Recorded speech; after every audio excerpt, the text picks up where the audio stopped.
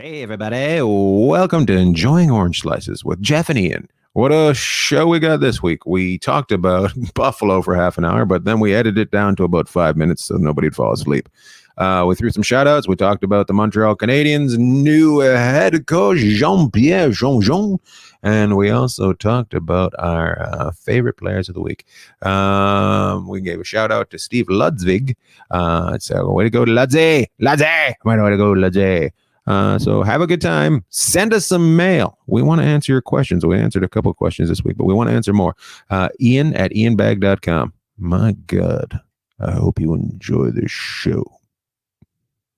Hi, Jeff. What a week. Oh, my goodness. People fired. Scores out the window. Oh, fans back in games. Fights. Oh, what a great week. What a good week. And let's start it off. I'm going to start it off with our week of Buffalo still doing nothing. So let's take and rebuild a team. That's what I want to do this week. I want to rebuild a team, and I don't want to pile on Buffalo, but we're going to take Buffalo, and you're going to tell me how you would rebuild it, and I'll tell you how I would rebuild it. All right? So let's start with you. Okay. Well, it wasn't that long ago that they got the number 2 pick in the draft, Jack Eichel. So the goal there is to build around him. He's gotten better. He's having a tough go this year. So what do you do in Buffalo? Do you keep trading people out? Wasn't that long ago you traded Ryan O'Reilly out. You got some pieces back from St. Louis, and you're still kind of scuffling. You could point towards your division. You're playing in this division this year, but in a normal season, they're in with Boston and Tampa Bay and Toronto anyway. So it's not like they get a break. Right, they don't get a break at all. Yeah, they don't. So what do you do? Okay, so let's look at the Bills. The ownership owns the Buffalo Bills of the NFL. One player has made a huge difference, and then they've made some acquisitions around him in the quarterback. One player on an NHL team can make a huge difference, but not all the difference. Their goaltending has been fine, although Allmark, their goaltender in Buffalo, is injured right now. So what I would do is I would start to look to move these guys out. They signed Taylor Hall. The Rangers went hard after Jack Eichel in the summer and tried to make a deal, or I guess in the fall. So you have some pieces in Buffalo that you thought you could build around, but it's not happening. Ownership's got lots of money. So I think what you do is you start to look and see what you can get. But if you're going to trade one of these guys to a Canadian team, you got the 14-day quarantine up there and a team that's fighting for a playoff spot. They could miss 7 or 8 games. So what do? Do you sit on it and hope for a lottery pick, or do you kind of start moving people out? You're going to get a lottery pick anyway. So I would look to start moving people out if the deals are right and start to change things up in Buffalo and just go down and start on floor 1 and try and build this thing back up. I agree with you on a lot. And a big thing, I think, as most teams we've talked about this season so far, you can't go searching right now because you can't get rid of anybody to the Canadian team, which might be where you have to make a trade. So you have to sit until the end of the season. So if you're a Buffalo fan, and here's the thing that we don't mention, Buffalo fans are great. Like, Buffalo fans are rabid. They're almost like Boston Bruin fans. They get into fights in the stands, stuff like that. And their jerseys are great. So you've got to start. Right, you've got fans that have been with you during this whole thing. Do you think you get rid of the general manager? Do you think you start, if you're the owner? Do you start again, like right from the top? Because I think you do. Well, he just came in. Kevin Adams is GM for the Sabres. He just came in, so you got to give the guy a chance. And all right. The other thing is Ralph Kruger, who was coaching the NHL with the Edmonton Oilers and was doing pretty well, went to Europe, had a lot of success in Europe. That hasn't translated over here this year, and I'm not sure why. So, what do you look at? Do you look at your culture? Do you have the right mix? What do you have? And Buffalo is a team that doesn't always, you'd think, they're not always, they don't make the playoffs. You'd think they'd have a lot of high picks, but they don't seem to have as many drafts. So if you're going to take this thing down to the bottom, you move these pieces out, you're going to get some great return for some of these guys. And you maybe go the way the Ottawa Senators have and said, hey, we had to move, the Mike Hoffmans, the Erik Karlssons, the Mark Stones out. And yeah, they have some rough nights, but if you watch the Senators play, you can see there's a spark there. So they and there's also something going on there where they're having fun. There's no fun in Mudtown right now. You can tell it's just Casey's lost his bet, and I think you're right. I think you gotta get rid of everything and just trade it out and just fill the rest of it. A couple weeks ago, I said they should move him right to the American League, and if it doesn't get any better, they're going to have to move him right to the IHL out of the which is no longer even in business. So just take him out, just take him out into the field and put a bullet in him. I don't know. I don't know. It's not that bad. Well, I'm a Canucks fan. I know what bad decades look like. So. Well, they got great fans in Buffalo. They got great uniforms. They have a lot of things that are marketing wise, like, they have some things there, and you know what? They might not know it, but they have a lot of people pulling for them as well. Because nobody likes to see anyone get dragged along like this. And I hate to say it again, but I look at Buffalo and I go, okay, so do we keep? It's like Einstein's theory of insanity. Do we keep doing the same thing over and over again, or do we do something different? And maybe some people might say, well, they've tried the rebuild. So, but I think I'd go that direction. You could get some really nice pieces in return for some of these players.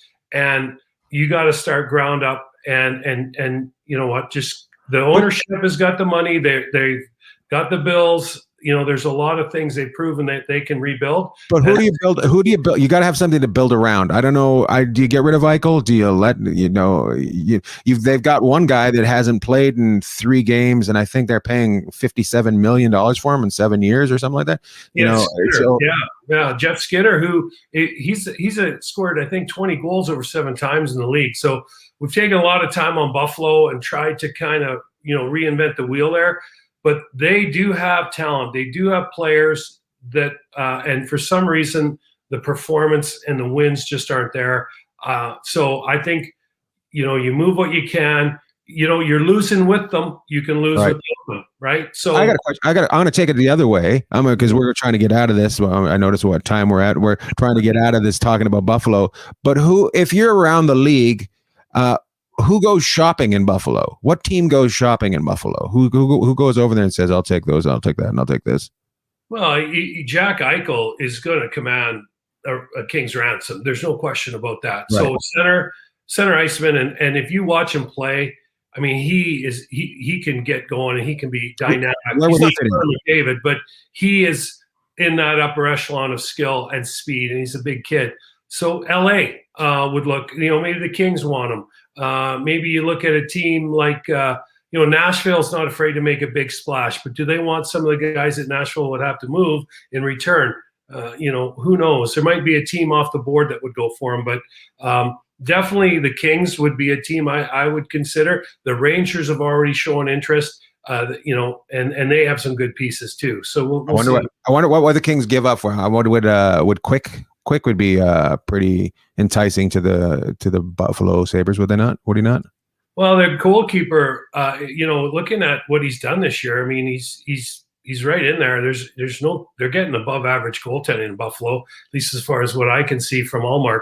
So, maybe you want Jonathan Quick, but look at what the Kings are doing. They've got one of the best farm systems in the NHL. So. That's a good question, and there's a Canadian team that probably would like to look at some of these guys too, but you have to, do you want to make the deal and not have them down the stretch for 7 or 8 games, or do you want to wait until the summer and see if that deal's still there? I don't know. Well, there you go, Buffalo Sabres fans. Another tough year, and we're only halfway through the season, and you're done. It's weird. You're done, and but I don't know how they've got to keep it exciting like they do in Ottawa. They got to make sure they have some fun there, and it's sad that they've taken a guy, such a positive guy like Kruger, and just he's looking at the glass half full now. He's just it's a half empty for him. He's very down. It's unfortunate too, because you could look at a team like Chicago who doesn't have almost fell over the all-world center and Kirby Dach, right? And they're still right in the thick of it. I mean, Patrick Kane is totally carrying the load, but the other guys have bought in. He's a veteran; he's been there, but it's not that it can't be done. It's not that they couldn't get back going, but that's you're starting to see stretch in these divisions between the top and the bottom. Speaking of not buying in, it looks like everybody's bought out in Columbus. Columbus. I don't want to get into it too deep, but it seems like the show got a little bit too big. The character got bigger than the man, and it's starting to pay. They're starting to pay for it now, and that's sad. Sad for Columbus. I'd love to see Columbus do well, but they got some struggles going on there, don't they? Yeah, they're not going to outscore anybody. We just talked about Chicago, the Rangers, Boston. These guys will, Boston could shut it down, but they can also score. Toronto will get in the track meet with you, and so will Edmonton. Columbus doesn't have that, and so they need to keep it low scoring. I think I looked; they've allowed 77 goals in 23 games. My math isn't great, but I think that's like 88. A little bit under, carry the 8. It's somewhere you got to put pi in there somewhere too, right, Ian? There's got to be pie involved. 3.14, but they're around just under 3.5 goals against per game, and that's not going to cut it with the way they play. They got to grind you out. They're a team that wants to grind you out, and because they can't get in those kind of games. And you're right that there's been so much noise from around that team this year. It just seems like they had a really tough week. I think they were 0-4-1 in the last week or something like that. Just not going to get it done. Very nice. I just to let people know, when we said Columbus, that's the Columbus Blue Jackets. I know some of you just tune in and you're wondering what this podcast is all about. It's about the NHL and hockey in general, and we're talking about the troubled teams. One team that I didn't think was really in that big of trouble, and they're the first one to fire their coach this year, the Montreal Canadiens. The Habitants get all crazy and lob off Julian's head and say to the gallows. I don't know. What do you think the problem was there? Obviously, Price is struggling this year, and I've said before he doesn't look mentally confident to me. He seems like he's all over the place. Do you think? I'm going to take a break because I'm tripping over my own tongue right now. And something that I heard was the coach was not the general manager selection. He was there when the general manager comes in. So you're basically you're basically being walked on the board plank as soon as somebody comes in and you're not their choice. Do you think it was that much, or do you think there was more to that we're not seeing? Because I'm also going to just spin off here. We also know that you got to be bilingual to coach in that city, and it's that which narrows down how many coaches you actually have choices in. So, which I think. Which caused the assistant coach? I think that caused him to be walked off too, because he was not bilingual, right? Kirk Muller. Yeah, Muller. I don't know what I'm talking about. What I'm trying to say, Jeff, do you think the Montreal Canadiens are dicks for firing Claude Julien? Yeah. This is like one of our phone conversations. I know. Just all over the place. Waiting for one of the dogs to run in and work. One guy talks for half an hour and the other guy just, okay. But here's the thing in Montreal. They have the money. So if you look in Columbus or Buffalo, and the Buffalo ownership, I think, has a lot of money, but whether or not they want to make that decision. In Montreal, it doesn't matter. Right. Team in the playoffs last year did really well, but they were able to grind everybody into the ground. What's hurt them is they built this big, strong physical team to compete against these big teams they were going to see in the Eastern Division or in their normal division. They're in the run and gun division in the North this year. You're chasing teams like Edmonton, Toronto, Winnipeg can fly, and you're having these back and forth. And then Ottawa gives you all kinds of trouble, right? And they're young. So the thing in Montreal is it's like, panic, someone pull the alarm. So they pulled the alarm and they brought in a new coach. And I think what we're seeing is not so much the record. And they're another team that had a tough week. I think they lost 4-5. But right, what I think you're seeing is a coach that's coming in. And I heard them talk about him like I think one of the words they said, he was kind. And that's another way of saying it. You'd never hear that word before in hockey. But that's another way of saying they think he can connect with the players. And that's what, in life, that's about it. But in pro sports now, it's about connecting to these players. Right. That's a funny word, kind. He's kind. He's kind to the guys. Kind gentleman, right? Yeah. And I was like, wow. I mean, I was like, you would have never heard that 10 years ago, 15 years ago, but that's the way they connect with these players now. Hey, how you know, in the morning, how you doing? You might have got that back years ago, but you didn't get like, how's everybody else? Your wife, how's the family kind of thing. Might not have got that. Now it's like, hey, maybe they're talking about what their interests are. Who knows? But that's the way of sports, and I'm a full. I fully support that. I think we should all be doing that in every aspect of our life, trying to connect with others. So good on Montreal if that's the kind of coach they want. And I think the team is probably going to start to level off here a little bit and start to ascend again. I think the free fall is. It's maybe near the end of being, almost complete, and they'll start to rise. Jeff Sharples, empathy. It's got to be used in the game. Right? It's true. Yeah, it's true. Who wants to play for a dick? It's hard to, no matter what you do, whether it's a club owner for me or some sort of producer that I have to deal with who's a complete ass. You don't like those people. Were you ever on a team that a coach was fired? Did you ever play on a team that? Oh, man, you're testing my memory now. I know. You know what? I might have to defer that to later in the show, but then by then we'll be out of time. It'll be perfect. When I was in Detroit, and there was, we were on the upswing. Stevie Yzerman, Gallant, Probert, Kosher. We had Adam Oates was there. We had a lot of, so we had a little bit of everything. So we were on the rise, and then we kind of hit a roadblock, and I think it was Chicago knocked us out in the first round one year.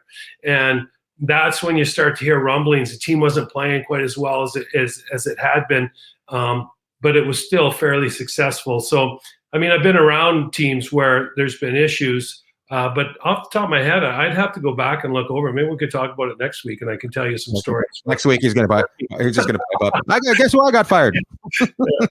You tricked me. So I would think that it's either got to go two ways. It's either got to be a shock to a team and they don't play any better, or it's a relief to a team, right? Those are the two ways and I don't, when I watch Montreal, I don't know whether it would be a relief or a shock.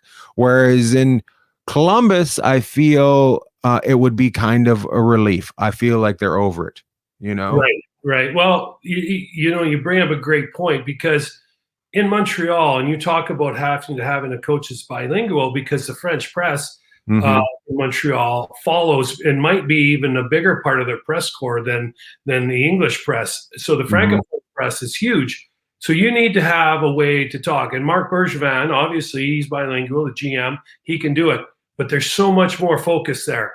In Columbus, there might not, there's not near the amount of people following that team. Nowhere near. You might get a relief. And even in Montreal, where they might want someone that can connect to the players, there's so much pressure on that coach coming in. And I mean, but if he can bring a different way to motivate the team and help them settle down a little bit, then I mean, he's going to be able to be the mayor of Montreal, or maybe the premier of Quebec if he can get them going. So. Right. But yeah, a lot tougher. But I never heard any rumblings though. Did you hear any rumblings? I didn't know that Julian's head was on the block. That's for an outsider, and I like to think that I'm an insider. But for an outsider, I was confused surprised, and then I'm like, all right. And then when they go with this guy, I know nothing about him, which kind of is not the hockey way to go. The NHL coaches are retreaded a lot. So when this guy came, I was like, oh, this is interesting that they're not going with a little bit of a retread. So yeah, well, and they added Alex Burrows, who just retired, a year or two ago, as an assistant. So I think what they're trying to do is they're definitely Claude Julien, the coach who got let go in Montreal, could definitely, I think, be in the older school. He's been a lot of experience. And he might had some new school kind of techniques, but what they're bringing in now is totally new school. You got a guy that just finished playing the game and retired. You got a younger coach that's used to working with younger players, and away we go. So, well, yeah. And if they start to get some saves in Montreal, no one would have thought, at least I didn't think they'd be where they are. They got to step on the gas and start catching back up to Winnipeg, Edmonton, and Toronto, and get themselves back into that race, because they got to try and distance themselves from Calgary and Vancouver and Ottawa a little bit, or else they're going to have a really rough ride. And also this week we got some fans back in the building in New York, which was actually kind of surprising because New York's been pretty tight on the COVID restrictions. So were you surprised that they got fans back in before a lot of these buildings did? Yeah, I was really actually surprised, because as we all know, New York was one of the, it was like the ground zero when COVID kind of really took over in the country, or in North America, I guess I should say. And well, you're shaking your head like I'm wrong, but no, you froze up. I was trying to get. I was like, am I frozen up? Yeah. But yeah, I was surprised. But I don't know if we'll be able to roll this clip of them in New York. The fans back, 2,500 people. It was crazy. Yeah, we'll put that up right now. We'll have Brian Almy will put that up for us right there, and there's some fans in the building there. Would you go? Would you go to a game right now? Well, they're Vegas is, as we tape this on a Monday nights, allowing fans for the first time, and they're going to be around 2,500. And I don't know. You know what? It's kind of like what they're like. It was like Wednesday or Thursday of last week. They're like, yeah, we're putting people in T-Mobile on Monday night. I'm like, so. I guess this is just kind of us getting back open again, and I'd have to. I don't know. I'd have to. That is exactly the answer. I don't know. I don't know. I would. I'd love to go down and watch them play. I think it's going to make a big difference. Right. For the teams that actually now they're going to have a home ice advantage, and these guys haven't had this in like months and months and months. So I think you're going to see, like the other night when the Rangers had fans, they blew Boston out. The next night, after everyone was kind of used to playing fans again, they played, Boston beat them again. So I think it's a huge home ice advantage. And now you're going to start to see the rest of these states scramble to get people. But I don't know. I mean, it'll be a little disappointing because you can hear the guys talk to each other, and nothing like hearing somebody call another. They'll be taking that out of there. You won't be able to hear it with fans in there. You won't be able to hear Malkin call Will. Yeah, there's a lot of cool things. It was kind of like watching the NFL. You never get to hear all the noise that in an NFL game that you got to hear. I mean, you could hear them calling audibles. You could hear different things. Same thing on the ice. You can hear them when they're not too happy. You can hear the sentence enhancers flying around. But they don't have enough. They can't hit the mute button enough in a hockey game to cut all that language out. But you'd have to have a 5-minute delay. You have to have a 5. You can't go with a 30-second delay. You have to go with a 5-minute delay. It's too much. What did you think? Did you watch? Okay. First of all, I want to talk about 2 games. And first of all, right now, I'm getting my brain going. 2 games we're going to talk about. St. Louis and San Jose. It was a track meet. And also I would loved Binnington just losing his obviously his favorite goalie was Billy Smith when he was a kid. He's known for he snapped a couple times in the minor leagues and in the NHL, and it was pretty great to watch him just skate around and push 3 players before going off the ice after being pulled. He was fired up, and that was a little bit old school getting off the ice. But I think if St. Louis goes on and kind of they get their mojo back and kind of back to the kind of cup team they had a couple of years ago, or playing that way. I mean, people might look back and go, holy cow, Binnington losing at San Jose was a turning point. And, they came back, found a way to win in that game, and 7-6, that's like a street hockey score, Oh, yeah. So, that was pretty fun to watch. And, I thought Binnington got his team fired up. I feel like San Jose stayed the same level, and the St. Louis went up a level. So I don't know. Good for him. I don't know if he was that fired up or he was just trying to get his team going. But it was a fun game. It was a fun game. Like I like hockey that is run and gun, and that's pretty cool. St. Louis also. My game that I enjoyed this week was because of jerseys, and that was the Kings and Minnesota. Those colors they had on the ice were insane, and I couldn't take my eyes off it. And then I changed the channel after a while. But I just love that some of the jerseys have just been fantastic, and those old throwback Kings, and then the Minnesota using the North Stars colors it was great. It was great to watch, and the Russian kid on Minnesota gives that energy to that team that's way different than what they've had there in a long time. So somebody said they're almost fun to watch again. Yeah, well, they play Vegas twice this week for first place in the North. We're taping this on a Monday. They go out at Vegas on Monday night, and then I think they play again on Wednesday. Creeps off. We talked about him several times over the course of our long history of doing these, and over 5 weeks. We've done it since just early in the new year, I think.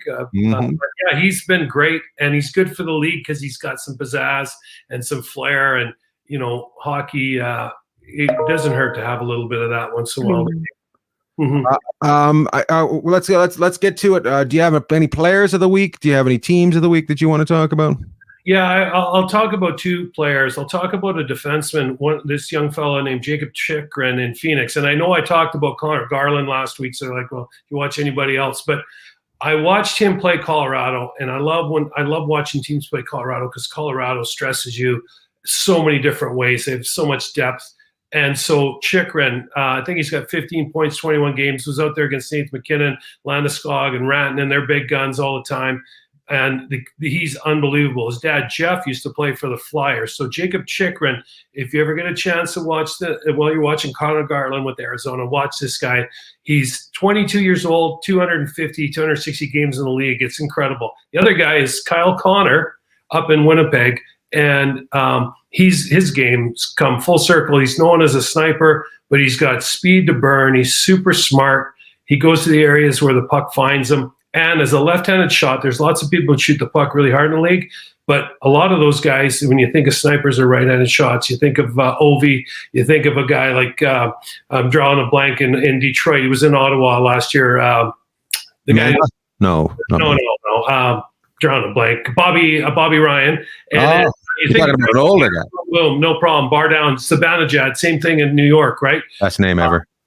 But you look at this guy's a left-handed shot, he just rips it. So there's my two guys to watch out for in the next week or as the season goes on.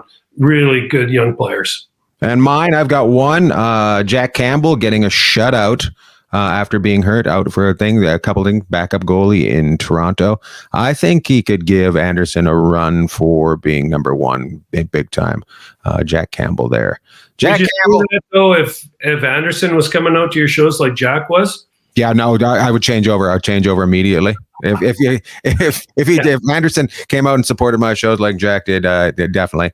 Yeah. So, he seems to be enjoying. I was a little concerned about him being in Toronto with that press there after going from Dallas to LA to Toronto. I thought he might get under a little bit of a thumb there, but he seems to be having fun if you look at his face and his body language. And good for him. Good for him. I think he's originally from the Michigan area, so close to Toronto. So I'm sure he gets to see family as well. So that helps out. Well, my mom would drive me nuts, so I wouldn't want to play anywhere near my mom.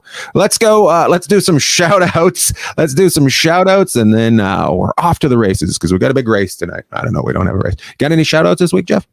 I think I'd give a shout out to people that still wear turtlenecks.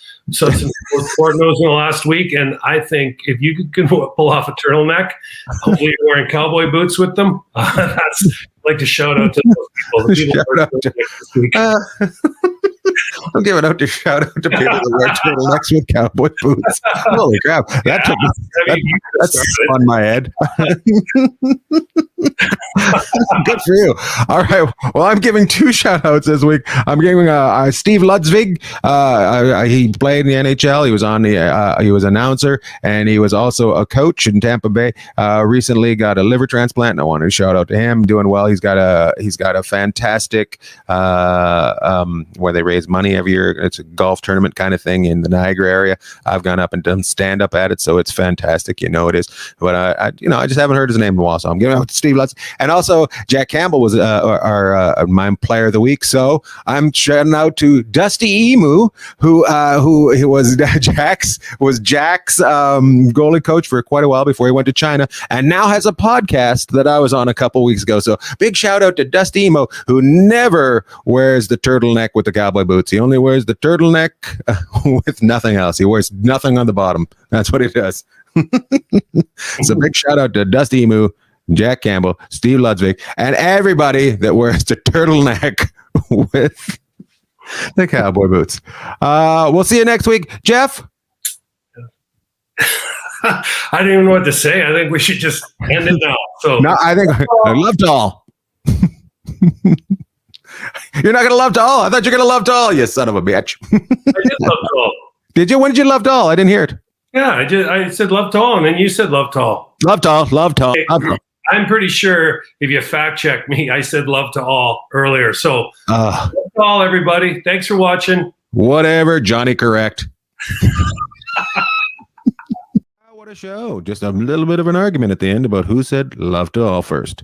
Anyways, Jeff has got some new social media coming up. He's going to have Instagram as well as Facebook. So get ready for that. Jeff Sharples on the internet. You can follow us right now on Twitter, enjoying orange slices with Jeff and Ian. Somebody's running that for us, so it would be very polite to them. I'm not running that, so it is fantastic. They're very polite.